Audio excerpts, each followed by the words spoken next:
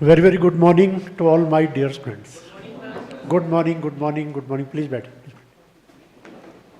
हाँ please page number 17, question number 6. I think हमने question number 5 तक कर लिया था, है ना. किसी की भी इनकम को हम 5 पार्ट में डिवाइड करते हैं ना, 5 पार्ट्स. इनको बोलते हैं heads of income. Salary, then house property, then business profession, then capital gains, then other sources.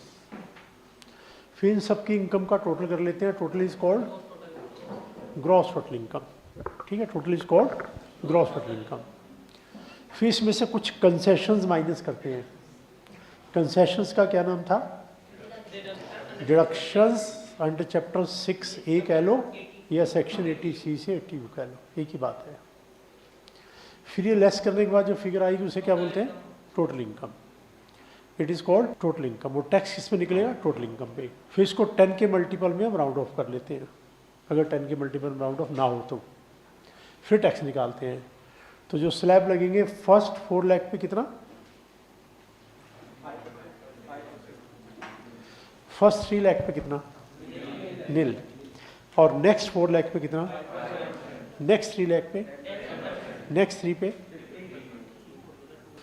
Next 2 पे 15 और नेक्स्ट 3 पे एंड बैलेंस पर 30. और जो टैक्स आएगा ऐड करके HEC health and education cess लगाएंगे. What rate? 4%. ठीक है, इतना बार डिस्कस किया था. और जिस साल की इनकम निकालते हैं उसको हम करंट फाइनेंशियल ईयर नहीं बोलते. क्या बोलते हैं? Previous year. फिर जब इसकी इनकम पता लगती है तब तक ये साल चला जाता है, इट बिकम्स प्रीवियस. तो traditionally income tax act current year को ही क्या बोलता है? Previous year. इसके अगले साल में क्या बोलते हैं? असेसमेंट ईयर, क्योंकि टैक्स अगले साल में निकलेगा. तो जैसे अभी देखिए ये ईयर चल रहा है 24-25 है ना, ये अभी ख़त्म हो जाएगा 31/3/25 को. तो इसका सारा काम ये साल खत्म होने के बाद स्टार्ट होगा. अब इसका कोई काम नहीं होगा बिकॉज अभी पता ही नहीं इनकम कितनी है. प्रॉफिट लॉस अकाउंट कैसे बना? तो साल के आखिरी दिन बनेगा. तो सारे CAs के ऑफिस में इसका काम स्टार्ट कब होगा? इस डेट से काम स्टार्ट कर दिया जाएगा कि साल खत्म, लेट स्टार्ट द वर्क. सारे क्लाइंट्स को इन्फॉर्म कर दिया जाएगा, भाई सारे अपनी अपनी इन्फॉर्मेशन भेजो. और यहाँ से प्रोसेस स्टार्ट करते हैं. आपकी इनकम अब कैलकुलेट करेंगे 5 हेड्स की. अब चेक करेंगे ग्रॉस टोटल इनकम, अब चेक करेंगे रिडक्शन, अब चेक करेंगे टोटल इनकम, अब चेक करेंगे टैक्स. और फिर गवर्नमेंट को इन्फॉर्म करेंगे. गवर्नमेंट को इन्फॉर्म हम एक फॉर्मेट में करते हैं. उस फॉर्मेट का क्या नाम है? दीजिए फॉर्मेट. गवर्नमेंट से ये सब हमें तो बताओ कि किस साइड की कितनी इनकम है, कैसे निकाली, कौन सा रिडक्शन है, कैसे टोटल इनकम, कैसे टैक्स, हमें तो बताओ. And that format is called return of income. It is called return of income. Return means statement. ये हर पर्सन की ड्यूटी है साल खत्म होने के बाद अपना पूरा कैलकुलेशन करें और जो टैक्स आए पेमेंट कर दे. पहले उसे पेमेंट कर दो आप. पेमेंट करने के बाद हमें बताओ, और हमें कुछ कमी निकली तो हम आपको बता देंगे. आपने कम दिया टैक्स और मांग लेंगे, ज़्यादा दे दिया तो वापस भी कर देंगे. हम चेक करेंगे, ज़्यादा हो तो वापस कर देंगे आपको. तो ये रिटर्न भरनी है. कब तक भरनी होती है? जैसे ये साल अभी ख़त्म हो जाएगा 24-25, तो उसे भाई सारा हिसाब किताब करो और हमें बताओ. तो आपको 4 महीने का टाइम देंगे हम. यहाँ तक आप हमें बता देना. अप्रैल मई जून जुलाई 4 महीने का टाइम आपके पास है. आराम से कैलकुलेट कर लो, डबल चेक कर लो, पेमेंट कर दो और हमें बता दो. और अगर आपके अकाउंट्स ऑडिट होते हैं फिर आपका काम ज़्यादा होगा. फिर आप यहाँ तक रिटर्न दे देना 31 अक्टूबर 25 तक. ऑडिट वाले को टाइम ज़्यादा मिलता है. ऑडिट किसकी होती है? बिजनेस की टर्नओवर 100 लाख से ज़्यादा हो और प्रोफेशन में 50 लाख से ज़्यादा हो, इनको ऑडिट करवाना है. बिजनेस वाला अगर टर्नओवर 100 लाख से ज़्यादा, यानी बड़े बड़े लोगों की ऑडिट होती है, हर किसी की नहीं. हर किसी का चेक करके क्या करेंगे, क्या मिलेगा? कुछ नहीं मिलेगा. 1 करोड़ से ज़्यादा की टर्नओवर हो बिजनेस में और प्रोफेशन में 50 लाख से ज़्यादा की, तो उसको फिर ऑडिट करवाना पड़ेगा. उसकी जो बैलेंस शीट आएगी, प्रॉफिट लॉस का आएगा, वो ऑडिटेड आएगा. CA की स्टैंप लगी होगी कि जी मैंने सारा चेक कर लिया, मेरी जिम्मेवारी है. फिर डिपार्टमेंट कुछ नहीं चेक करता, डिपार्टमेंट से जब सी नहीं चेक कर लिया तो हम क्या चेक करेंगे? स्टैंप लगी है, सिग्नेचर है, कुछ गलती निकली तो जिम्मेवार है चार्ट अकाउंटेंट। तो बड़े लोगों की ऑडिट और बड़े लोगों का टाइम ज़्यादा, छोटे लोगों की कोई ऑडिट नहीं, उनका टाइम कम। 31 जुलाई तो काम इनकम टैक्स एक्ट में ना साल खत्म होने के बाद ही स्टार्ट होता है।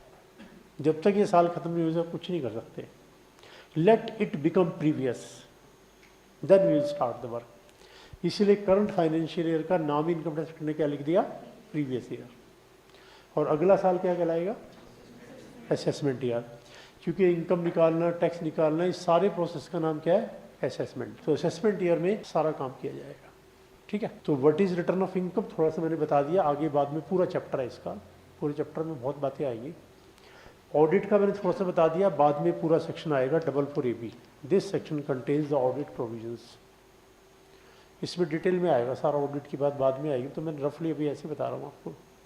रिटर्न ऑफ इनकम का भी पूरा चैप्टर है, वही बाद में आएगा, तो मैं ऐसे रफली बता रहा हूँ बीच में छोटी छोटी मेन बातें। ठीक है, चलो एक बात और नॉर्मल बताता हूँ आपको। आपने वर्ड स्क्रूटनी सुना है? स्क्रूटनी, कि जिनका केस तो स्क्रूटनी में आ गया, ये तो फंस गए, स्क्रूटनी में चला गया। तो कितने स्टूडेंट ने वर्ड सुना हुआ है कि स्क्रूटनी में केस आ जाता है? 1। चलिए लेट्स सी ये क्या होता है स्क्रूटनी। Very common. देखो रिटर्न भरी, इंडिया में कितने लोग रिटर्न भरते हैं? लास्ट क्लास में बताया था मैंने, लगभग 7 करोड़, 700 लाख, इतने लोग रिटर्न भरते हैं अप्रोक्सीमेटली। ठीक है, तो क्या गवर्नमेंट ये सारी रिटर्न चेक करती होगी? पॉसिबल है कि सारी रिटर्न चेक कर ले? पॉसिबल नहीं है। आप देख लो 7 करोड़ लोगों की रिटर्न चेक करना, सी शूट ICI जो बच्चे एग्ज़ाम देते हैं, मान लीजिएगा 1 लाख स्टूडेंट है, तो 1 लाख की चेकिंग में सी शूट को 2 महीने चाहिए, है ना? 2 महीने बाद ही रिजल्ट आता लगभग। तो 1 लाख 2 लाख पे भी उनको 2 महीने चाहिए, तो इनको 7 करोड़ पे कितने चाहिए? देख लो आप कितना टाइम चाहिए। तो इट इज़ नॉट पॉसिबल, हम नहीं चेक करते। We believe everybody in this country is honest person. तो इसमें से 99% चेक नहीं किया जाएगा, जस्ट 1% की चेकिंग होगी। सिर्फ 1% को चेक करेंगे, क्योंकि अगर किसी को भी चेक ना करे तो जो ऑनेस्ट है वो भी डिसऑनेस्ट हो जाएगा। कोई चेक तो करते नहीं, क्या जरूरत है, कुछ भी लिख दो। लेकिन 1% चेक करने में सारे डर जाएंगे, पता नहीं मेरा नंबर ना आ जाए, पता नहीं किसकी चेकिंग करेंगे, क्या पता मेरा नंबर ही आ जाए। तो इस 1% के डर से सब लोग पूरा सही फिगर वो फाइल करेंगे, क्या पता हमारा नंबर आ जाए। तो जिसका नंबर आता है उसको बोलते हैं अभी इसका केस स्क्रूटनी में आ गया। तो ये गवर्नमेंट की तरफ से नोटिस आएगा सेक्शन 143(2) में कि भी आपका केस हमने स्क्रूटनी में ले लिया है और आपकी पूरी चेकिंग की जाएगी। ऐसे आपका फाइनल नहीं होगा। और आप बुक्स ऑफ अकाउंट्स अपनी रेडी रख लो, जब कहेंगे बुक्स ऑफ अकाउंट्स लेके आना, तुम खुद भी आना, जो जो बातें पूछेंगे सारी बतानी पड़ेंगी आपको। एंड इट में टेक 6 मंथ, 1 ईयर, 2 ईयर, फिर जाके फाइनल होगा। और अगर आपने झूठ बोला और आप पकड़ में आ गए, मान लो आपने टैक्स बताया था 10 लाख और टैक्स निकला 12 लाख, 2 लाख एक्स्ट्रा, तो 2 लाख तो देना ही पड़ेगा। इस 2 लाख पे इंटरेस्ट भी देना पड़ेगा जितना डिले हुआ है, 1% पर मंथ का, 12% पर एनम का इंटरेस्ट देना पड़ेगा। इसके अलावा पेनल्टी लगेगी आपके ऊपर, कम से कम 100%, ज़्यादा से ज़्यादा 300%, यानी 2 लाख से लेके 6 लाख तक की पेनल्टी अभी आपके ऊपर और लगेगी। 2 लाख टैक्स प्लस पेनल्टी का रेंज, उससे ज़्यादा सीरियस हुआ तो 6 लाख लगा देंगे, कम सीरियस हुआ तो 4 लाख लगा देंगे, और कम सीरियस हुआ तो 2 लाख लगा देंगे। 100% से 300% के बीच में पेनल्टी है। बहुत ही ज़्यादा सीरियस हुआ तो फिर आपको जेल भी भेजेंगे, 7 ईयर की जेल होगी। जो टैक्स की चोरी करता हुआ पकड़ा गया 7 ईयर का इम्प्रिजनमेंट भी हो सकता है। तो उससे जिसको रिस्क लेना है ले लो। 99% में आगे आपकी किस्मत है, बच गए। 1% में आगे तो फंस गए। स्क्रूटनी, तो स्क्रूटनी का मतलब क्या हुआ कि case has been selected for checking, thorough checking करेंगे उसकी। उसके पहले गवर्नमेंट नोटिस भेज देती है, भी आपको बता देते हैं भी आपका केस हमने स्क्रूटनी में रख लिया है, बाकी 99% को बोल देंगे आपका क्लियर हो गया आपको। तो ये पार्ट भी बाद में रिटर्न के चैप्टर में आएगा। कुछ मैं कॉमन बातें बीच में ऐसे बता रहा हूँ आपको कि स्क्रूटनी क्या होती है, देख लीजिए। ये स्क्रूटनी होती है 1% की स्क्रूटनी होती है। 7 करोड़ लोगों की रिटर्न आती है और उसमें से 1% की स्कूटनी होती है। ठीक है, यहाँ तक कोई जनरल क्वेश्चन आप पूछना चाहे, फिर हम आगे स्टार्ट करेंगे, सरचार्ज का टॉपिक आगे वो स्टार्ट करेंगे, रेगुलर टॉपिक। यहाँ तक जनरल बात मैंने बताई है, जनरल बात में किसी को डाउट पूछ सकते हो। रिटर्न सबको भरनी है असेसमेंट ईयर में। कब तक? इन जनरल 31 जुलाई, ऑडिट वाले 31 अक्टूबर, क्योंकि उनका काम ज़्यादा है। रिटर्न अप्रोक्सीमेटली आती है 7 करोड़ लोगों की, चेकिंग होती है 1% की, 99% ऐसे निकाल देंगे। 1% में कौन फंस जाए पता नहीं, और जो आ जाएगा उसकी फिर थारो चेकिंग होती है। कंप्लीट एक एक एंट्री जो उसने रिटर्न में लिखी है, हर चीज़ का ऑथेंटिकेट करना पड़ेगा। जैसे मैं आपको एक छोटा सा एग्जांपल दे दूँ, मैंने ना अपनी रिटर्न भरी तो प्रॉफिट एंड लॉस अकाउंट में 20 लाख क्लेम किए एडवर्टाइजमेंट कि जी मैंने बिजनेस की एडवर्टाइजमेंट की है, 20 लाख का मेरा खर्चा हुआ है। तो स्कूटनी में आने पे गवर्नमेंट बिल से 20 लाख के बिल लाओ कहाँ हैं? जिसको आपने पेमेंट किया उसने बिल तो दिए होंगे एडवर्टाइजिंग एजेंसी ने। तो लेट्स सी मैंने झूठा ऐसे फिक्टिशियस क्लेम कर रखा था, मैं यहीं फंस जाऊँगा। वो कहेंगे लाओ बिल लाओ, कहाँ है? तो ओरिजिनल बिल लेके वहाँ ले जाके जाने पड़ेंगे। हो सकता है वो बिल देख के छोड़ दें, हो सकता है वो आगे पूछ ले, वो क्या कहेंगे कि अच्छा किसने इशू किए थे? मैंने कहा ऐड दिया था हिंदुस्तान टाइम्स में, तो हिंदुस्तान टाइम्स को नोटिस इशू कर देंगे। आप बताइए आपने बिल इशू किया है, आपने पेमेंट रिसीव किया है, आपने पेमेंट अपनी बुक्स में दिखाया, आप अपनी बुक्स दिखाओ। हिंदुस्तान टाइम्स ने कहा जी हमने तो ऐड किया ही नहीं इनका, ना हमने बिल दिए, तो झूठे बिल छपवा रखे इन्होंने मार्केट से, फिर फंस जाएंगे कि झूठे बिल बना रखे हैं। तो अब पनिशमेंट ज़्यादा होगा, 100% की बजाय 200%, 400% में जा सकता है। इतने होशियार हो तुम, बिल भी झूठे बना लाए, ऐड भी नहीं की, क्लेम भी कर लिया, अमाउंट भी इतना, तो फिर वो फंस जाएगा अच्छे से। ठीक है, तो इस तरह से हर अमाउंट को पूरा पूरा ट्रेल, पूरी पूरी उसकी सीक्वेंस कि कैसे आया, और जो अदर पार्टीज़ हैं उनको भी बुला के पूछ लेंगे कि तुम बताओ भाई, क्रॉस वेरिफिकेशन कर लेंगे। जैसे सपोज मैंने इस बिल्डिंग का रेंट डेबिट कर दिया प्रॉफिट लॉस अकाउंट में 50 लाख रुपए, और रेंट दिया मान लो 30 लाख रुपए, सपोज कुछ भी ले लो, तो वो कहेंगे रेंट तुमने कितना दिया भाई? 50 लाख। तो तुम्हारे पास इनवॉइस आया होगा, रेंट के लिए भी इनवॉइस आएगा, इनवॉइस दिखाओ कहाँ है? मैंने दिखा दिया 50 लाख की। उन्होंने कहा बिल्डिंग किसकी है? मैंने कहा उनकी है, मैं नोटिस इशू कर दिया। उनको बुलाया, उन्होंने कहा नहीं जी हम तो रेंट 30 लाख लेते हैं, 30 की इनवॉइस दी थी, 20 की तो इन्होंने अपने आप बना ली, झूठी इनवॉइस बना ली इन्होंने, फिर फंस जाएंगे। तो ऐसे क्रॉस वेरिफिकेशन में पकड़ में आ जाता है। आपको पता है डबल एंट्री है, अगर यहाँ डेबिट हुआ तो कहीं क्रेडिट भी हो रहा होगा, हमारी बुक्स में नहीं, किसी और की बुक्स में हो रहा होगा। हमारा एक्सपेंडिचर डेबिट हुआ है तो जो एंट्री हमारे पास है उसकी पैरेलल एंट्री कहीं और भी मिलेगी, पक्की बात है। उसकी बुक्स हमारी बुक्स टैली कर लो, पकड़ में आ जाएगा। दिखाओ हमारी बुक्स कुछ और कही जा रही है, उनकी बुक्स कुछ और कही जा रही है, तो अपने आप डिटेक्ट हो जाएगा। ठीक है, चलिए अब इसके आगे स्टार्ट करते हैं। यहाँ तो कोई जनरल क्वेश्चन है तो पूछो। चलिए let's see the next one. Page number 17 पे आइए, क्वेश्चन नंबर 6। पेज 17 पर question number 6। Explain surcharge. In case of individual, surcharge shall be applicable default tax regime, section 115 BAC, 10%. For total income is 50 lakh, but it is up to 100 lakh. 15%. For total income exceeding 100 lakh, but it is up to 200 lakh. 25%. For total income exceeding 200 lakh. HEC shall be applied on the total of tax plus surcharge. बस इतना एक बार read कर लीजिए।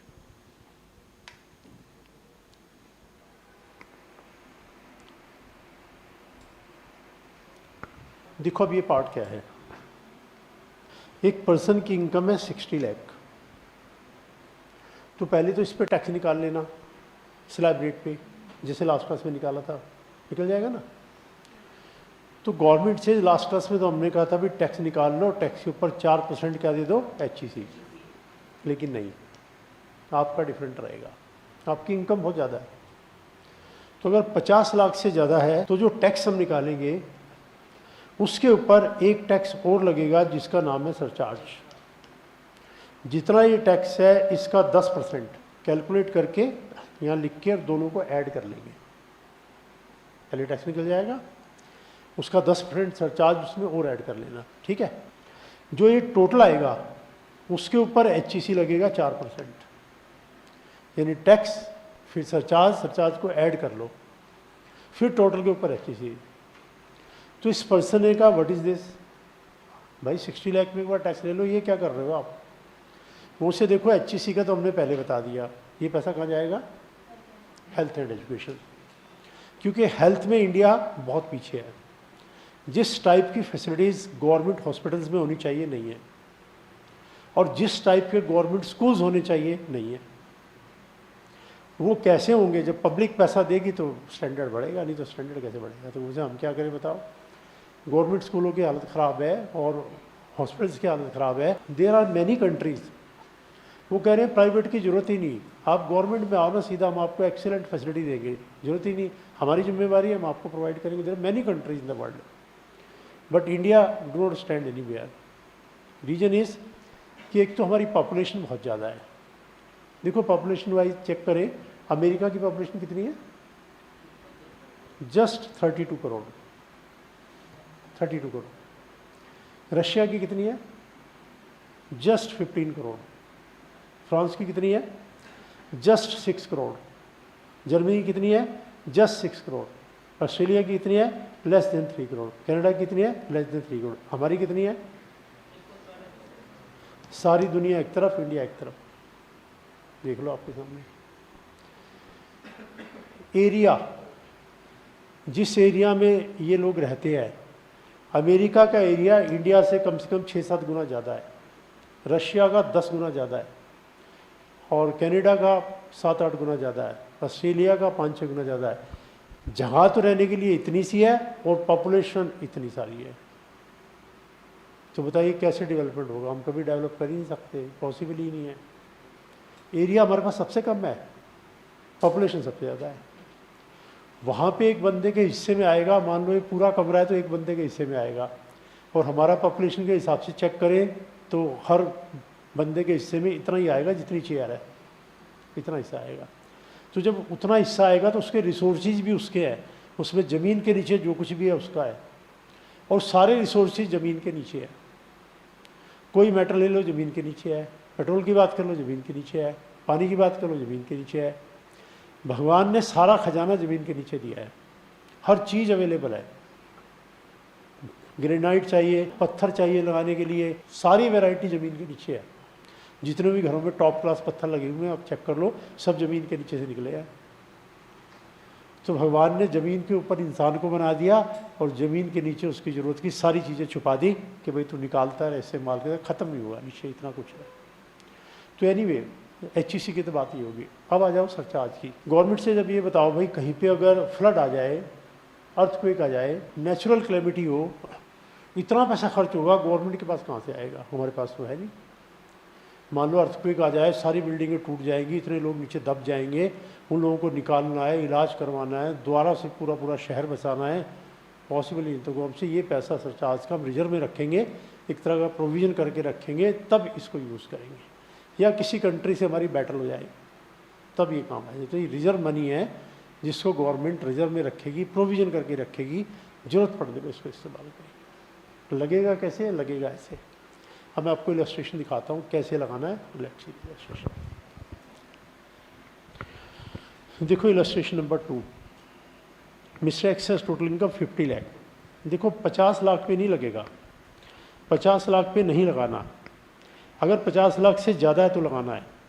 कहाँ तक, 100 लाख तक। और 100 लाख से भी ज़्यादा है तो 15% लगेगा, 10 नहीं लगेगा। और 200 लाख से भी ज़्यादा है तो 25% लगेगा। देखो ज़रा, टोटल इनकम 50 लाख पे तो कोई प्रॉब्लम नहीं है, आप उसी सिस्टम से टैक्स निकाल लेना और सिर्फ HEC लगा देना, सरचार्ज रहने देना। अब दूसरे एग्जाम्पल में देखो 70 लाख वाले में। 70 लाख वाले में क्या करना है, पहले 70 लाख पे देखो टैक्स निकाल लिया, और ये टैक्स बिफोर सरचार्ज आ गया 70,90,000। अब 70-90 का 10% बीच में लगाओ, 179। अब दोनों को ऐड कर लो, 1969। अब 1969 के ऊपर 4% का HEC लगा दो और ये आ जाएगा आंसर। देख लो एक बार इसको अच्छे से।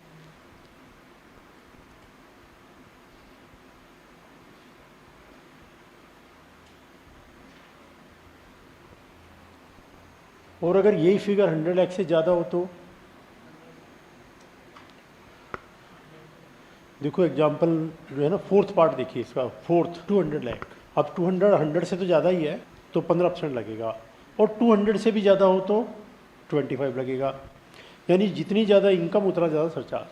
अब 200 लाख पे पहले स्लैब रेट पे टैक्स निकाल लो, ये आ गया सर स्लैब रेट पे टैक्स, इट इज़ 5690 है ना। अब इस 5690 का 15% लगा दो इसमें, 853,500।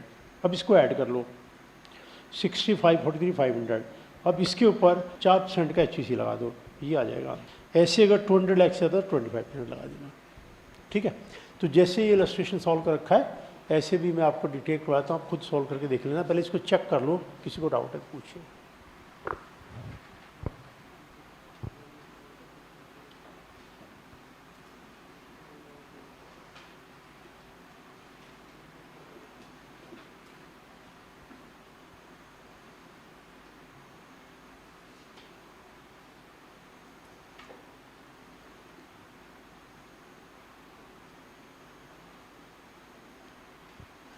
जहाँ तक डाउट पूछ लो आप, एग्जैक्टली देख लो प्रेजेंटेशन और कैसे करना है, फिर मैं आपको क्वेश्चन डिक्टेट करवा दूंगा, आप सॉल्व करके देख लेंगे। यहाँ तक पहले किसको डाउट है देख लो। तो देखो क्या प्रोसेस रहेगा, पहले क्या निकालना, टैक्स स्लैब रेट पे, फिर उसके ऊपर लगाना सरचार्ज, फिर दोनों को ऐड करना, ऐड करके जो टोटल आएगा उसके ऊपर लगाना HEC। HEC कहाँ जाएगा, हेल्थ एंड एजुकेशन। दोनों में हम बहुत पीछे हैं और दोनों एसेंशियल है, दोनों में से किसी के बिना काम नहीं चलेगा, ना एजुकेशन और ना हेल्थ, दोनों के बिना बिल्कुल काम नहीं चलेगा। कंट्री आगे जा ही नहीं सकता जब तक एजुकेशन टॉप क्लास नहीं होगी, तब तक बेटर सिटीजन्स नहीं बन सकते, बिकॉज हर बात एजुकेशन के थ्रू सिखाई जाती है। आप कभी भी देख लेना, जब भी रोड के ऊपर फाइटिंग चल रही होगी हज़ारों लाखों लोगों की, उसमें से 90% इलिटरेट और लेसर एजुकेटेड और अनएजुकेटेड होंगे। जो ग्रुप में फाइटिंग कर रहे होंगे सड़क के ऊपर, वो एजुकेटेड क्लास नहीं होगी। एजुकेटेड क्लास बातों से फाइट कर लेती है, बातें कह के फाइट कर लेती है। भाई आप सेटिस्फाई नहीं हो तो आप 4 बातें सुना दो, अगला भी 4 बातें सुना देगा, फाइट खत्म होगी। और जो लेसर एजुकेटेड है, सड़क के ऊपर इसको मार, उसको मार, ये कर, वो कर, वो कर। तो एजुकेशन का बड़ा रोल है। इंडिया में जितने भी इंसिडेंट होते हैं इसलिए क्योंकि एजुकेशन नहीं है। कल भी महाराष्ट्र में देखो कितना वो हुआ है, कितना वायलेशन हुआ है, वो सब रिजल्ट क्या था, सब लेसर एजुकेटेड लोग बिना मतलब के लड़ रहे हैं। औरंगजेब की कब्र को हटाओ, नहीं तो हम ये कर देंगे, वो कर देंगे, वो कर देंगे, बिना मतलब के टॉपिक है उनके। तो यानी एजुकेशन इज ए मस्ट। और हेल्थ तो भाई जब तक हेल्थ सही नहीं होगी कोई कुछ नहीं कर सकता। जब हमारा एक दिन हम बीमार हो जाए ना, उस दिन किसी चीज़ में मन नहीं लगता, ना पढ़ने में, ना क्लास में आने में, कुछ नहीं। और सरचार्ज किस लिए चाहिए, natural calamity and extraordinary expenditure. जब किसी कंट्री से बेटर हो जाए ना, बहुत खर्चा होता है। ये समझ लो 2 दिन में पूरा कंट्री तबाह कर देती है। आजकल तो इतने टॉप क्लास मिसाइल और ये वो, रशिया यूक्रेन का चल रहा है, इधर इजराइल उसका चल रहा है, इतने लोग मारे जाते हैं, पूछो कितने इनोसेंट लोग मारे जाते हैं, बहुत सारे वुंडेड हो जाएंगे, ये वगैरह वगैरह। तो उस समय ये मनी काम आएगी। इट इज़ गुड, इंडिया ने कोई बैटल लड़ी नहीं। अब देखो इंडिया की कहानी, 1947 में इंडिया ने पहली बैटल लड़ी, इंडिपेंडेंट होते ही पाकिस्तान से लड़ाई होगी। फिर 1962 में एक बैटल और लड़ी चाइना से, फिर 1965 में एक बैटल और लगी पाकिस्तान से, फिर 1971। देखो थोड़े से टाइम में कितनी बैटल है, 4। 71 के बाद कोई बैटल नहीं हुई। देख लीजिए 2024 आ गया, अब कोई लड़ाई नहीं हुई है। और थोड़े से पीरियड के अंदर देखो 4 लड़ाई हो गई। स्टार्टिंग में इंडिया की हालत ख़राब हो गई थी, लेकिन अब रिकवर कर लिया इंडिया ने। अब यहाँ तक जो है, यहाँ तक हमारे यहाँ करीब कितने साल हो गए, 50 साल अप्रोक्सीमेटली, है ना। 50 सालों से नहीं हुई है, इसलिए समवट बेटर हो गया कंट्री। नहीं तो इस पीरियड में तो कुछ कर ही नहीं पाए, जो कुछ किया वो सब बैटल में चला गया, इतने लोग मारे गए, इतना सब कुछ वो डिस्ट्रॉय हो गया। आप लोगों तो बैटल कोई देखी नहीं, देखना भी मत, देखने लायक नहीं होती वो, देखा नहीं जाता, ऐसी हालत होती है, ऐसे लोग मारे जाते हैं पूछो मत। मतलब हर घर में वो डेड बॉडी सोल्जर्स की आ रही होती है, जब बॉर्डर पे मारे जाएंगे हज़ारों लोग तो होंगे तो इंडिया के ही ना, तो डेड बॉडी तो उनकी पुजाएंगे ना उनके घरों में, तो पता लगता है कि क्या। ठीक है, लिखा हूँ क्वेश्चन, यहाँ तक किसी को डाउट? कोई क्वेश्चन किसी के माइंड में पूछिए, बिकॉज एजुकेशन कवर्स एवरीथिंग, हर बात पता होनी चाहिए। एजुकेशन का मतलब ये है कि क्लास में बैठ के दुनिया देख लो, दैट इज़ द एजुकेशन। ठीक है, लिखिए अब एक क्वेश्चन। डाउट तो नहीं ना किसी को यहाँ तक?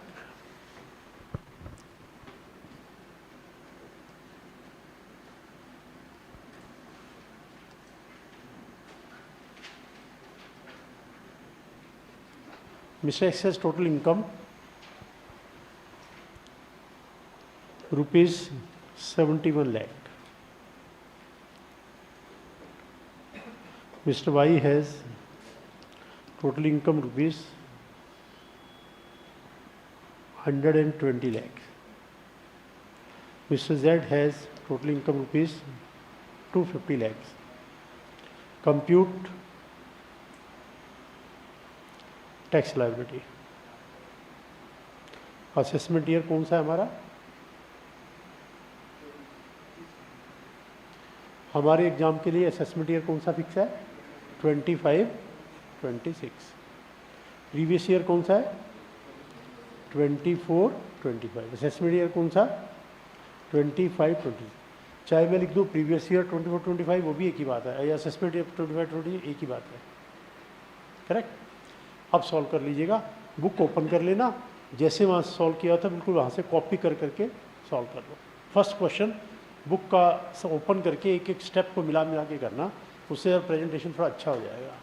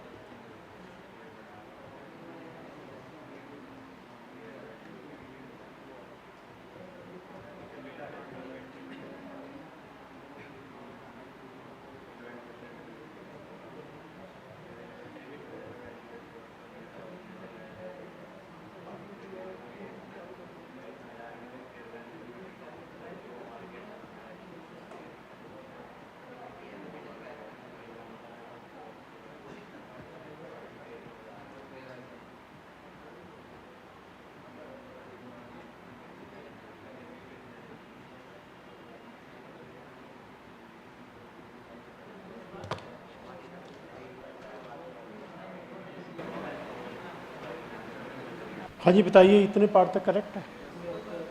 50 लाख तक क्या सरचार्ज लगाना है? बिल्कुल नहीं, ये ध्यान रखना एग्जैक्ट 50 पे नहीं लगेगा, मोर देन 50 और 50 से कितना भी ज़्यादा हो। और फिर 100 तक 10 लगेगा, 15 नहीं। 100 से स्लाइटली इंक्रीज करने पर भी 15 लगेगा, 200 तक 15 लगेगा, 200 से स्लाइटली इंक्रीज करने पर भी 25 लगेगा। ठीक है, 3 रेट है, 10, 15, 25। डाउट यहाँ तक बताइए पहले। अब देखिए इसमें आगे पार्ट, देखिए page number 19, page number is 19। इसमें देखो बीच में लिखा है मार्जिनल रिलीफ, थोड़ा सा पार्ट छोड़ के लिखा है मार्जिनल रिलीफ। लेट्स ये क्या होता है?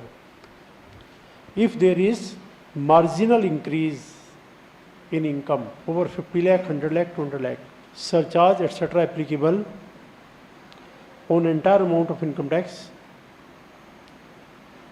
is applicable on entire amount of income tax, and as a result increase in tax is more than increase in income. In order to remove the defect, assessee shall be allowed relief to the extent increase in tax is more than the increase in income, and it is called marginal relief, and it can be shown in the manner given below. Mr. X has total income 51 lakh. His tax liability shall be computed in manner given below. Total income 51 lakh है, 51 लाख पे पहले tax निकाल लीजिएगा, फिर surcharge add कर लीजिएगा, HEC अभी नहीं लगाना। फिर जो फिगर आएगी, जैसे इसमें आ गई 1342। अब इसमें एक कैलकुलेशन आएगी वर्किंग नोट में, देखिए वर्किंग नोट में कैलकुलेशन क्या आएगी।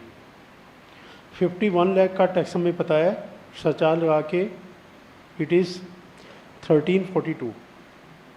But we are having an imagination कि अगर इनकम हमारी 50 लाख होती तो टैक्स बनता 1190, तो टैक्स में इंक्रीज आ रहा 152, जबकि इनकम का इंक्रीज है 1 लाख, तो दैट इज़ ए डिफेक्ट। तो उससे चलो 52,000 आपका माफ़ कर देते हैं, which is called marginal relief, balance आ जाएगा। देखो इसको मैं लिख के बताता हूँ दोबारा से।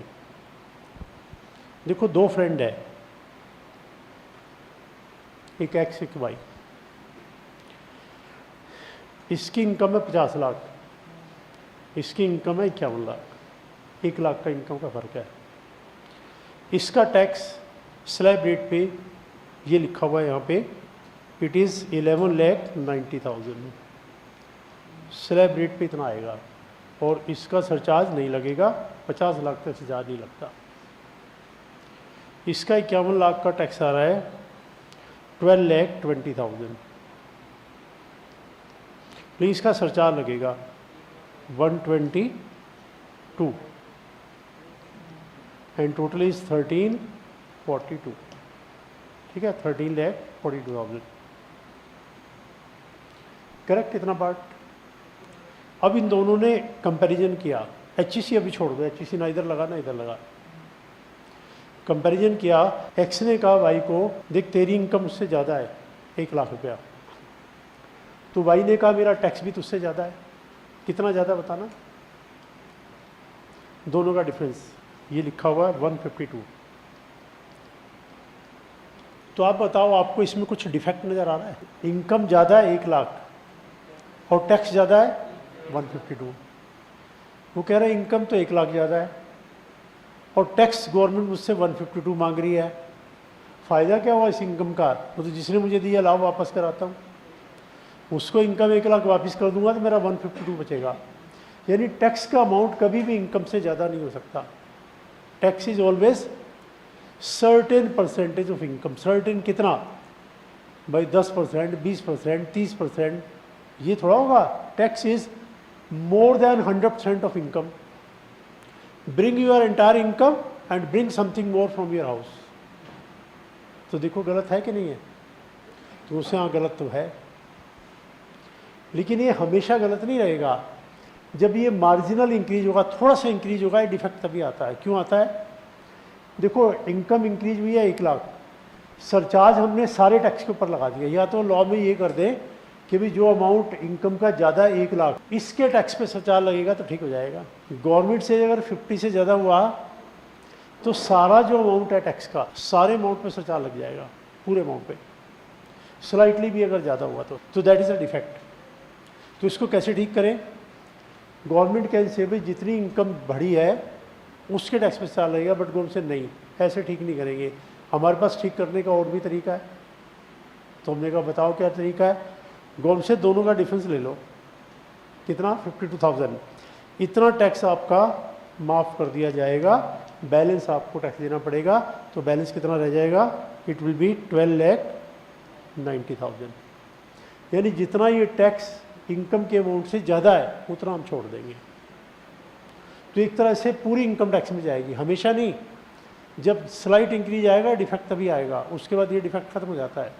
तो उससे for the time being temporary, जब तक ये प्रॉब्लम आएगी जितना टैक्स ज़्यादा बनता है इनकम से उतना हम छोड़ देंगे। उसका नाम क्या रख दिया? Marginal relief. जब मार्जिनली इनकम हायर होगी तब ये प्रॉब्लम आएगी और हम आपको रिलीफ दे देंगे। तो आपको ध्यान रखना पड़ेगा, जब भी इनकम स्लाइटली ज़्यादा हो तो ये प्रॉब्लम आ सकती है। अब स्लाइटली कितना? एक तरीका तो है, इसमें फिगर दे रखी है, फिगर याद कर लो। फिगर याद करने की जरूरत नहीं है, वो आपको ऐसे अंदाजा लग जाएगा, और कैलकुलेटर पे कैलकुलेट कर लो। क्या कैलकुलेट कर लो? अगर इनकम का इंक्रीज जितना है टैक्स का इंक्रीज उतना या कम है तो कोई मार्जिनल रिलीफ नहीं है, अगर टैक्स का इंक्रीज ज़्यादा है तो है। तो ये जो कैलकुलेशन है जो आप फर्स्ट टाइम देख रहे हो तो आपको लग रहा होगा कि it will take time. No, 4-5 question कर लेना, 30 सेकंड से ज़्यादा नहीं लगता इसको चेक करने में मार्जिनल रिलीफ है कि नहीं है। Not more than 30 second, 15 second ही लगाना। मैं जरा 4-5 क्वेश्चन करवा दूँ, उसके बाद देख लेना आप। फिगर याद करनी है तो मैं दिखा देता हूँ आपको फिगर। ये नहीं, देखिए फिगर कैलकुलेट करके यहाँ लिखी हुई है, पेज नंबर 20 देखिए, यहाँ पे सारी फिगर्स लिखी हुई है 20। बीच में देखो बॉक्स दिया हो ना, person having total income more than 50 lakh to 100 lakh shall be eligible for marginal relief. ये कब तक आएगा? 51,77,610। यहाँ तक चेक करोगे तो टैक्स का इंक्रीज इनकम के इंक्रीज से ज़्यादा आएगा, इसके बाद ये प्रॉब्लम खत्म हो जाएगी। लेकिन फिगर आप याद मत करना, कितनी फिगर याद करोगे? आगे देखिए 100 लाख वाली की फिगर डिफरेंट है। अगर 100 लाख से ज़्यादा है तो मार्जिनल रिलीफ कहाँ तक आएगा? 102,05,350 तक। और 200 से ज़्यादा है तो कहाँ तक आएगा? 209,10,400। फिगर को आप याद मत करना, जो कैलकुलेशन है ज़रा 2-3 कैलकुलेशन कर लेना, उसके बाद 15 सेकंड में आपका कैलकुलेशन हो जाएगा, 15 सेकंड में हो जाएगा। कैसे टेक्निक आपको बता दूं कैसे हो जाएगा। क्या ये डिफरेंस लिखने की ज़रूरत है? ये तो वैसे ही नज़र आ रहा है, ये आपको ऐसे नज़र आ जाएगा। आपको सिर्फ ये टैक्स चाहिए, ये वाला और ये वाला, दोनों का डिफरेंस ले लो। तो ये टैक्स निकालने में और ये टैक्स निकालने में ये तो निकालना ही है, क्वेश्चन है, ये तो हमें निकालना ही निकालना पड़ेगा। मार्जिनल रिलीफ हो या ना हो, यहाँ तक तो आएंगे। मार्जिनल रिलीफ नहीं है तो इसके आगे HEC लगा देंगे, मार्जिनल रिलीफ है तो लेस करके HEC लगाएंगे। HEC की बात पे भी मैं आ रहा हूँ। यहाँ तक तो आपको मार्जिनल रिलीफ हो या ना हो आपको कैलकुलेट करना पड़ेगा। This is the additional calculation जो आप करेंगे। फिर डिफरेंस देख लो, अगर ये डिफरेंस इससे ज़्यादा है, जितना ज़्यादा उतना मार्जिनल रिलीफ है, तो जब आप ये खुद करेंगे 3-4 क्वेश्चन आप खुद ही समझ जाएंगे, ये फटाफट कैलकुलेट होकर चेक हो जाएगा। अगर ये फिगर इसके इक्वल हो तो मार्जिनल रिलीफ है, इससे ज़्यादा तो भी है, अगर इससे कम हो तो नहीं है। बराबर में भी कोई फ़र्क नहीं पड़ेगा, रादर ज़्यादा होने में मार्जिनल रिलीफ आएगा, इक्वल या कम है तो कोई मार्जिनल रिलीफ नहीं आएगा। तो बेटर है पहले मैं आपको 1-2 क्वेश्चन दे देता हूँ, इसी टाइप से सॉल्व करना, इसी प्रेजेंटेशन से सॉल्व करना, उसमें टाइम ज़्यादा लगेगा, लगने दो। 3-4 क्वेश्चन सॉल्व करो, अपने आप स्पीड बढ़ जाएगी। पहले आप इसका प्रेजेंटेशन देख लो। अच्छा, रही बात HEC की, HEC अब लगाना है, अब इसके बाद लगाओ HEC, बताना जरा कितना, देख लो HEC कितना आ रहा है इसमें। 51,600। और इधर HEC कितना आएगा इस वाले में, इसमें बता दो जरा। 47, जरा टोटल करके बताओ कितना बना। इधर टोटल करके बताओ कितना बना। अब फिर आपको डिफेक्ट नजर आएगा, इनको मिला के देखो। कितना डिफरेंस है दोनों में? 1,04,000। तो डिफेक्ट तो फिर आ गया। इनकम का इंक्रीज 1 लाख, टैक्स का इंक्रीज 1,04,000, तो 4,000 फिर एक्स्ट्रा आ गया। तो पर्सन गवर्नमेंट को कह रहा है ये क्या किया तुमने? वहाँ तो मेरा बराबर कर दिया, 52,000 लेस करके 1 लाख हो गया, ये 4,000 और कहाँ से आ गया? तो गलती क्या की है गवर्नमेंट ने? HEC लगाने के बाद मार्जिनल रिलीफ देना चाहिए था। पहले मार्जिनल रिलीफ दे दिया, फिर HEC लगा दिया। जब HEC लगाएंगे तो जो 1 लाख रुपया है उसके ऊपर 4% रोल रहेगा, 4,000 टैक्स हो रहेगा ज़्यादा एक्स्ट्रा। यहाँ पे इनकम और टैक्स को बराबर कर दिया 52 माइनस करके, तो लगता है ठीक हो गया। जब HEC लगाने का नंबर आया तो उस 1 लाख पे HEC और लग गया 4,000। तो गवर्नमेंट को क्या करना चाहिए था? पहले लगा लेते HEC, फिर कहते अब ले लो मार्जिनल रिलीफ, तो ठीक हो जाता। गलती क्या कर दी? पहले दे दिया मार्जिनल रिलीफ, फिर कह दिया अब लगा लो HEC। तो HEC जो टैक्स कंपोनेंट है उसके ऊपर HEC और लग जाएगा, तो जितना ये अमाउंट था इनकम वाला 1 लाख, उसके ऊपर 4% का HEC और आ जाएगा, बिकॉज टैक्स को इसके इक्वल कर दिया। तो यहाँ पे अगर आप देखोगे डिफेक्ट आएगा, तो मैं इसलिए बता रहा हूँ, ये कोई एग्जाम में आपसे नहीं पूछेंगे डिफेक्ट आएगा नहीं है, मैं तो इसलिए बता रहा हूँ कि घर पे जब आप क्वेश्चन सॉल्व करोगे इमीडिएटली कैच नहीं करोगे, 1-2 क्लास के बाद आप कैच कर लोगे। फिर काफ़ी बच्चे पूछते हैं सर ये क्या हुआ, तो मैं पहले आपको बता रहा हूँ कि yes this is the defect, still not rectified, removed by the government, government should remove it. ठीक है, तो HEC लगाने की वजह से डिफेक्ट द्वारा आ जाता है, ज़्यादा नहीं आता, थोड़ा सा आता है, लेकिन आता तो है ही ना। ठीक है, डाउट पूछिए यहाँ तक। ये आपको कैलकुलेशन नहीं करके दिखाना, तो मैंने वैसे ही किया है। आपका एक वर्किंग नोट में इतना कैलकुलेशन है, ये नहीं आएगा, तो मैंने कंपैरिजन के लिए किया है। इधर तो आएगा, फाइनल आंसर ये है, ये नहीं आएगा। ये मैं आपको वैसे समझाने के लिए कर रहा हूँ, इधर यही आएगा बस इतना ही, और इधर तो HEC लगा के आएगा। ये मैं इसलिए बता रहा हूँ क्योंकि आप घर पे सॉल्व करोगे तो आप कैच कर लोगे, आपको पकड़ में आ जाएगा कि ये क्या हुआ, ये तो फिर ज़्यादा आ रहा है, इसकी वजह से ज़्यादा आ रहा है, HEC की वजह से, तो उसको गवर्नमेंट ने रेक्टिफाई नहीं किया। बताइए डाउट यहाँ तक, कोई क्वेश्चन पूछिए यहाँ तक जिसके माइंड में क्वेश्चन है। क्या आपके माइंड में क्वेश्चन आ रहा है कि गवर्नमेंट से ठीक क्यों नहीं करती, क्या प्रॉब्लम है, प्रॉब्लम कहाँ है? क्या ये क्वेश्चन आ रहा है आपके माइंड में? नहीं आ रहा?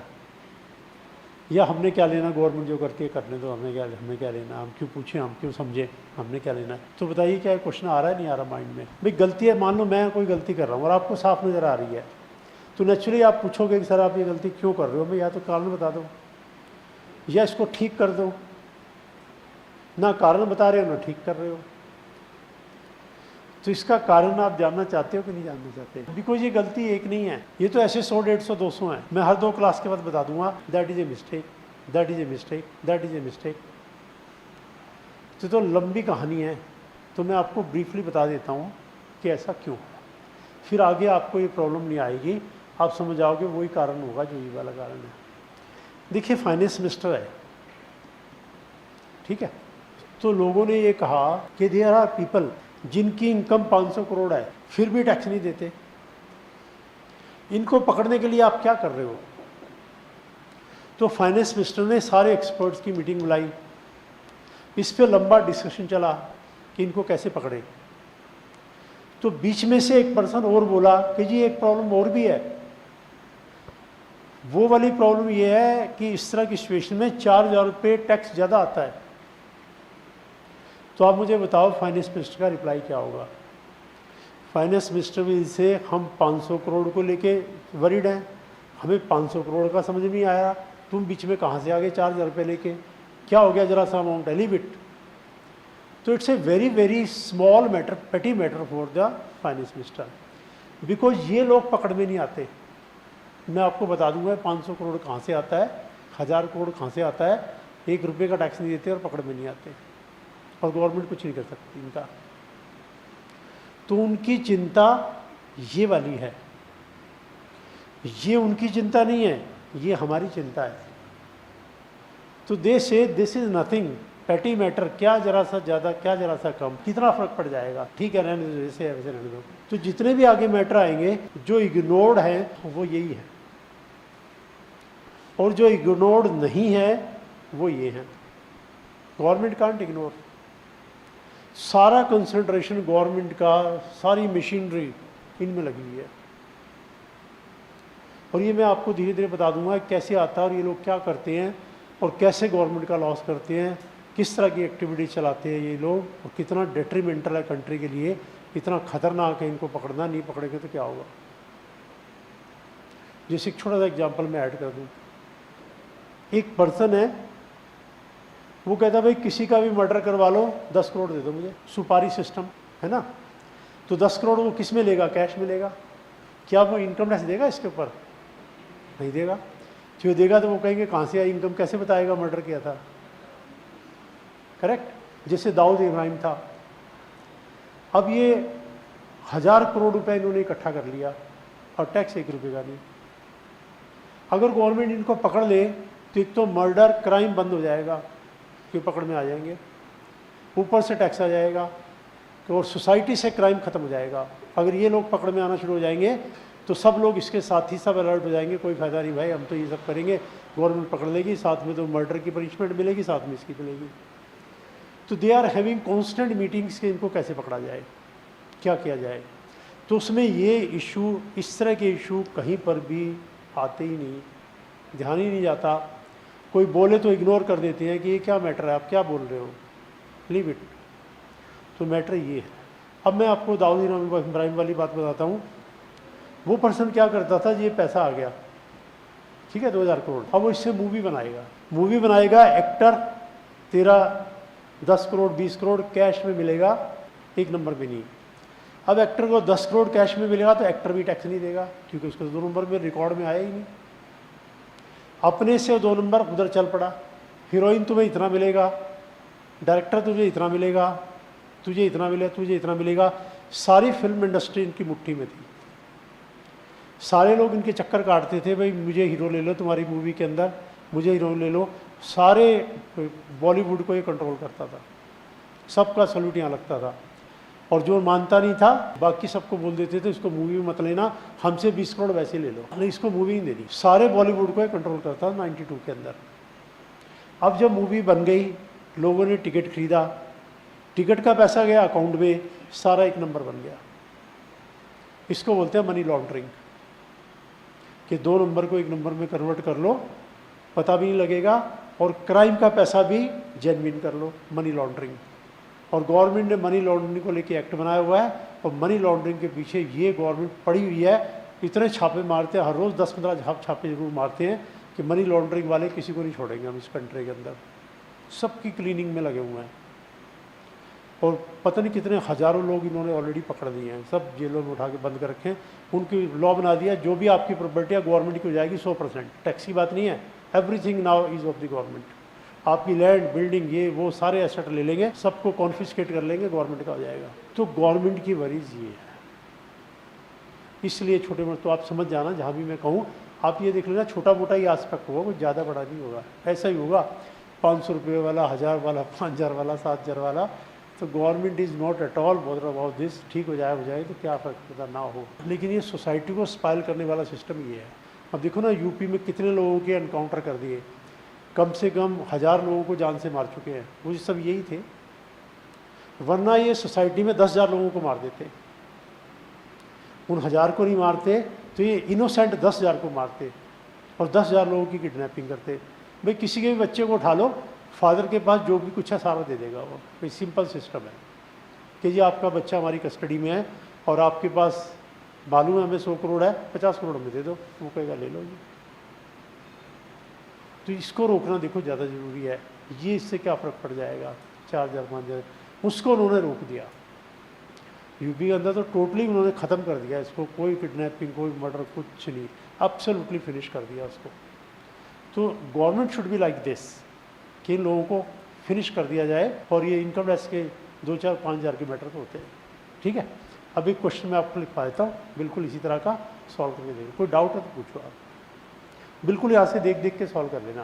प्रेजेंटेशन सेम रखना बुक से, आप इसे मिला मिला के कर लेना। 2-3 क्वेश्चन करोगे स्पीड बढ़ जाएगी, अंडरस्टैंडिंग बढ़ जाएगी। बस फर्स्ट क्वेश्चन में आपको लगेगा कि थोड़ी प्रॉब्लम है, सेकंड थर्ड में नहीं लगेगा।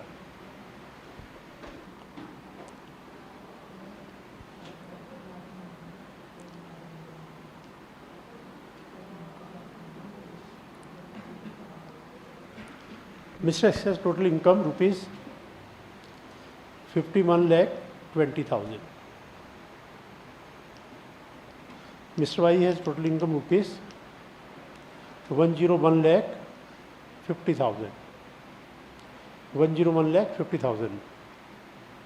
Mr. Z has total income rupees 205 lakh. इतना कर लो, 205 lakhs, 2 crore 5 lakh.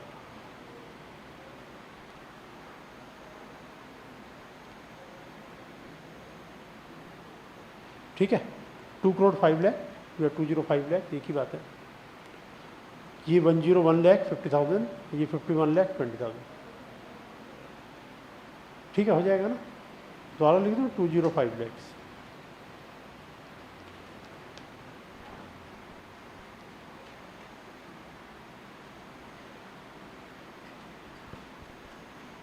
तो इसमें 25% लगाना, उसमें 15 लगाना, उसमें 10 लगाना, तीनों में मार्जिन रिलीफ आएगा। Process is the same. Book से देख लेना, प्रेजेंटेशन बिल्कुल मिलाई मिलाएगा। पहले क्वेश्चन में आपको ज़्यादा टाइम लगेगा, उसके बाद नहीं लगेगा। फर्स्ट में तो लगेगा, आपको देखना पड़ेगा। ठीक है, कर लीजिएगा। बुक ओपन कर लेना, पेज नंबर 19, एग्जैक्टली टैली करते चलना। एग्जैक्टली टैली करके करना, स्लो करना, आराम से करना, जल्दी मत करना।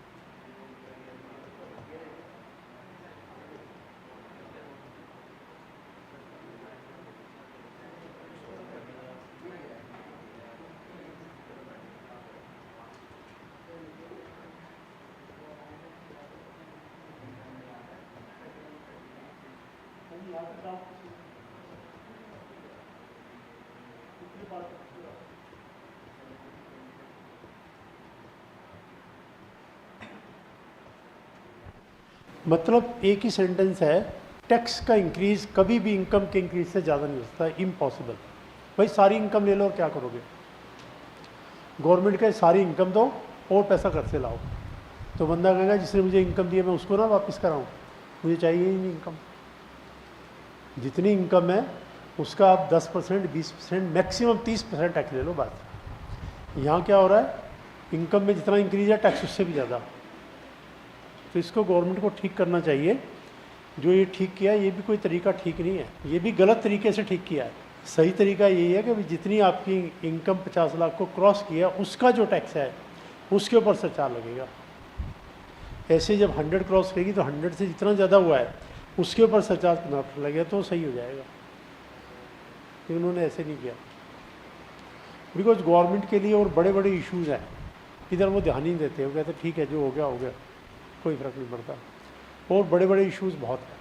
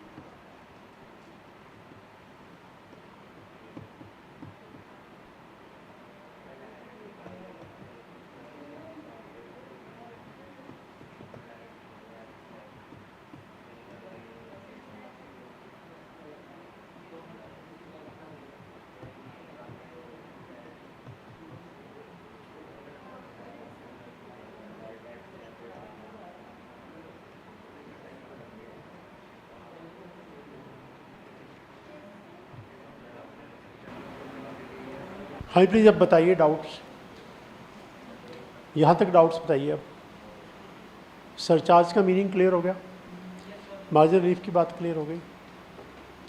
मार्जिनल रिलीफ जब आप जैसे क्वेश्चन किया ना, अभी मैं और क्वेश्चन दूंगा आपको ब्रेक के बाद, तो स्पीड बढ़ेगी। अभी तो इसने तो आपको बेसिक कंसेप्ट क्लियर किया, आपकी स्पीड नहीं बढ़ाई। स्पीड बढ़ती है क्वेश्चन सॉल्व करने से, वैसे नहीं बढ़ती। तो क्वेश्चन मैं अभी आपको ब्रेक के बाद और भी दूंगा थोड़ा, ताकि फास्ट चलिए विद एक्यूरेसी, धीरे धीरे से, और जो स्पीड बढ़ जाएगी तो सारे सब्जेक्ट में काम आएगी, जो टैक्स में काम आएगी। वो तो स्पीड काम करोगे तो बढ़ेगी तो सारी सब्जेक्ट कवर करेगी, स्पीड बढ़ेगी। ठीक है, तो ब्रेक करें पहले। ठीक है, लेट्स हैव ब्रेक।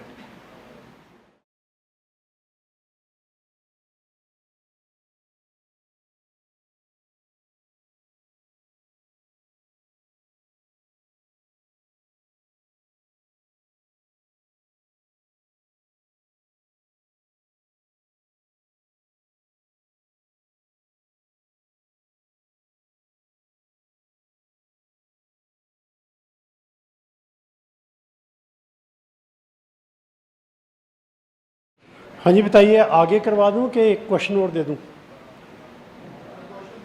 क्वेश्चन दे दूं? लिखो क्वेश्चन, एक क्वेश्चन और कर लो ताकि स्पीड बढ़ जाए।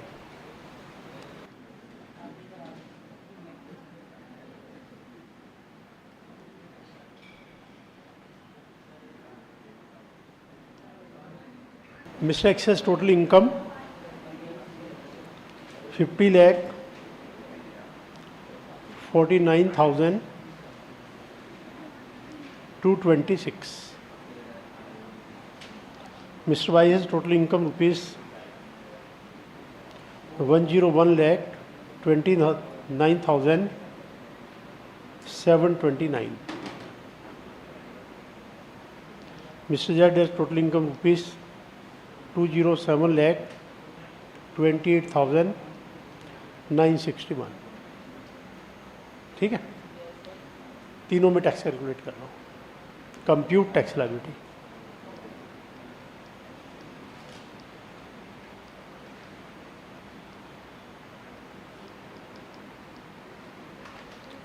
अब देखो थोड़ी स्पीड बढ़ जाएगी, अब की बार जब ये सॉल्व करोगे ना ऑटोमेटिकली स्पीड इंक्रीज कर जाएगी, क्योंकि जितने ज़्यादा क्वेश्चन हम करेंगे ना उतनी एक्यूरेसी और उतनी स्पीड बढ़ जाएगी। एक्यूरेसी बढ़ेगी, स्पीड भी बढ़ेगी, अंडरस्टैंडिंग बढ़ेगी।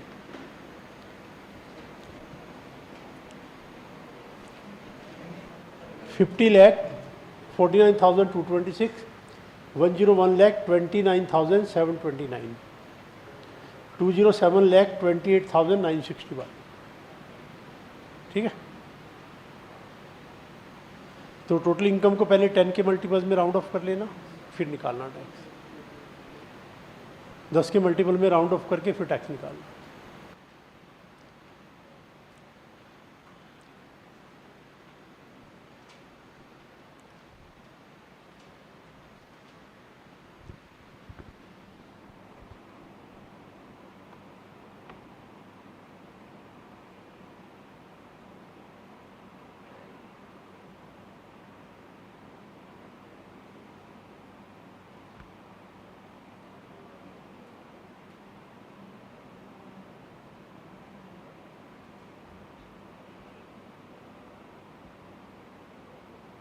हाँ जी बताइए, किसने सॉल्व किया तीनों पार्ट? नहीं कर लो, तीनों पार्ट जिसके हो जाए बताना।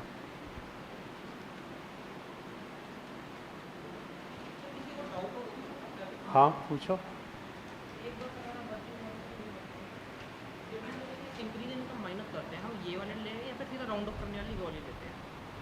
यहाँ राउंड ऑफ नहीं होगा, राउंड ऑफ सिर्फ दो जगह होता है, एक टोटल इनकम और एक फाइनल टैक्स। मार्जिनल रिलीफ के अमाउंट का राउंड ऑफ नहीं करना। राउंड ऑफ सिर्फ दो स्टेज पे है, एक टोटल इनकम और एक लास्ट में टैक्स। मार्जिनल रिलीफ के लेवल पे कोई राउंडिंग ऑफ नहीं है, कोई राउंडिंग ऑफ नहीं करनी मार्जिनल रिलीफ के लेवल पे।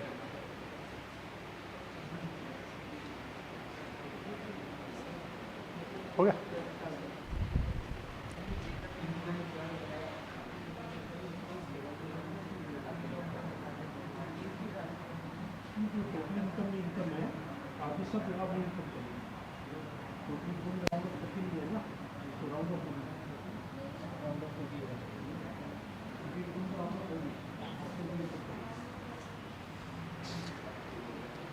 देखो जैसे ये इनकम है 50, 49, 226, अब ये राउंड ऑफ हो गई 230, तो आगे जब आप कंपैरिजन करेंगे मार्जिनल रिलीफ में तो कितना लेंगे 230, ये फिगर तो गायब होगी, 226 तो गायब। इसके बदले में 230 आ गया है। तो जब आप आगे मार्जिनल इफ निकालेंगे तो इंक्रीज इन इनकम के लिए कौन सी इनकम लेंगे, 230 वाली, ऐसे इसमें 730 वाली, ऐसे इसमें 960 वाली। ये फिगर तो गायब हो जाएगी ना, एक बार राउंड ऑफ होगी बात खत्म होगी। जब आप इंक्रीज इन इनकम की बात करेंगे तो राउंड ऑफ करने के बाद की जो इनकम है वो लेंगे, बिकॉज ये तो इनकम चली गई ना, ये तो 288 ए लगने के बाद ये इनकम चली जाएगी, राउंड ऑफ वाली इनकम रहेगी, उससे कैलकुलेट। या फर्स्ट पार्ट किसी ने सॉल्व किया तो आ जाओ, एक पार्ट पहले कर लेते हैं फिर चेक कर लेंगे, आ जाओ एक पार्ट पहले देख लेते हैं फिर बाकी पार्ट वैसे हो जाएंगे, है ना। एक पार्ट सॉल्व करवा लेता हूँ, पहले एक पार्ट कर लेते हैं फिर बाकी पार्ट देख लेंगे। इसी एक पार्ट से फिर आपको क्लियर हो जाएगा कि अगर कहीं डिफरेंस है तो क्या डिफरेंस है। देखो जैसे ये इनकम आ गई हमारी राउंड ऑफ होके, तो आगे सब जगह जो इनकम चलेगी यही वाली चलेगी, राउंड ऑफ होने के बाद की इनकम। उससे पहले की इनकम तो क्वेश्चन में है, वो तो भूल जाएंगे। अब हर जगह इनकम ये वाली लेनी है। जब इंक्रीज इनकम चेक करेंगे तो इस वाली से करना है, ठीक है। तो एक पार्ट कर लेते हैं तो क्लियर हो जाएगा। हो गए तीनों पार्ट हो गए, कोई बात नहीं, एक पहले कर लेते हैं फिर देखते हैं।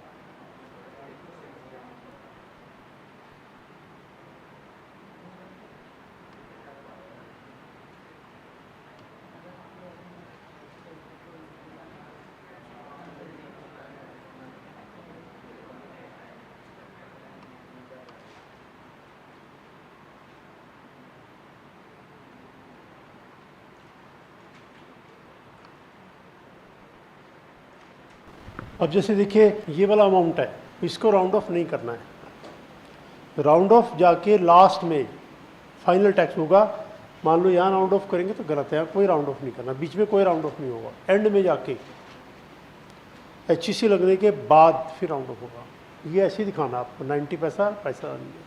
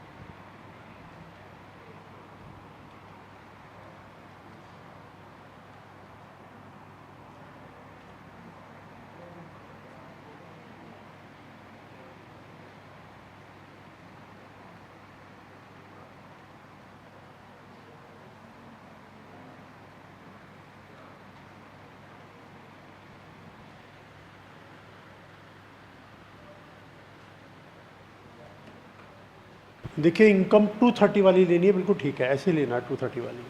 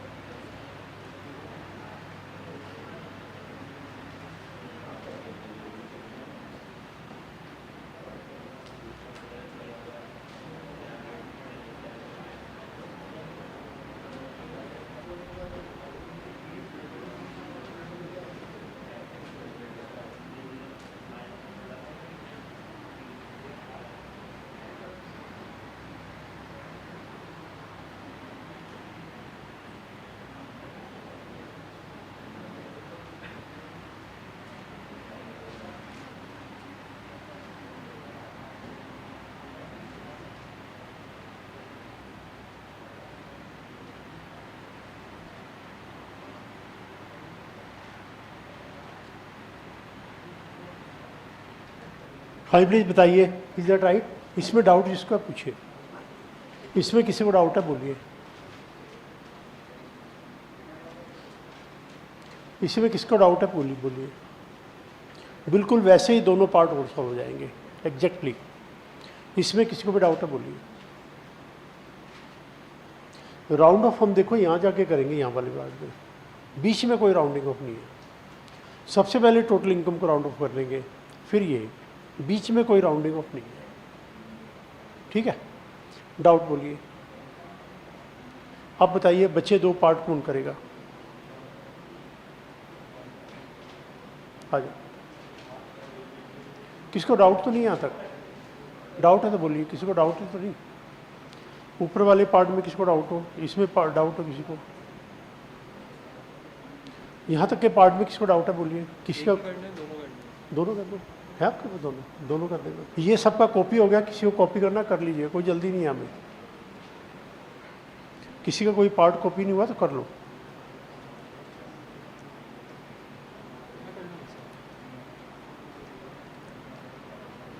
यहाँ तक कोई पार्ट कॉपी नहीं हो तो कर लीजिएगा। ठीक है, correct. Let's see the next part, कर दीजिए नेक्स्ट।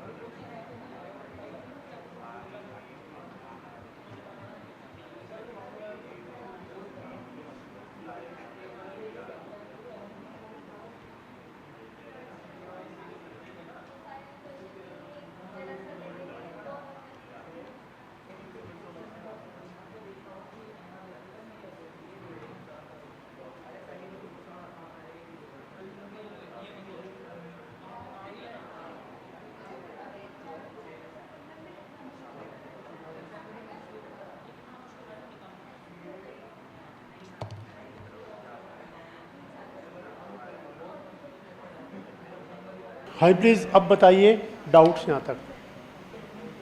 आई थिंक सरचार्ज का मीनिंग इज क्लियर, सरचार्ज का rate is clear and marginal leaf concept is clear. हाँ जी,